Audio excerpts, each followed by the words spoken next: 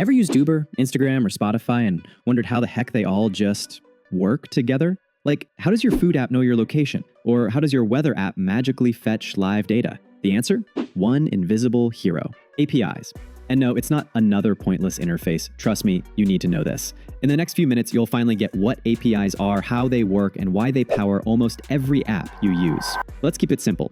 API stands for Application Programming Interface. But you don't need to memorize that. Just think of it like this. Imagine you're at a restaurant. You're hungry. You want a pizza. But you don't yell into the kitchen or start making dough yourself. You call the waiter. That waiter is the API. You, the app, tell the waiter what you want.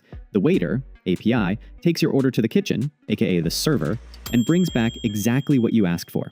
Unless they bring pineapple on your pizza. That's a bad API call.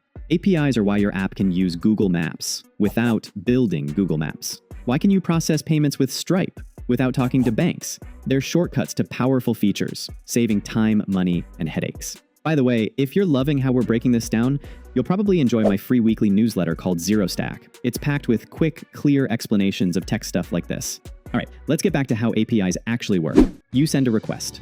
Hey, give me trending movies. The API grabs it from the server and delivers it back. Fast. It's like texting your smartest friend who always replies instantly, unless the server crashes. Then ghosted. Don't wait to be a pro dev. Sites like Postman and Rapid API let you plug into thousands of APIs, weather, news, AI, you name it. APIs let apps talk, share, and get things done without reinventing the wheel. And now you know how it all works. But APIs are just one part of the puzzle. Ever wondered how apps are built in the first place? Like the actual language behind it all? Here's a super short video right after this one that makes Python, the most beginner-friendly programming language, click instantly. Just watch it. You'll get it.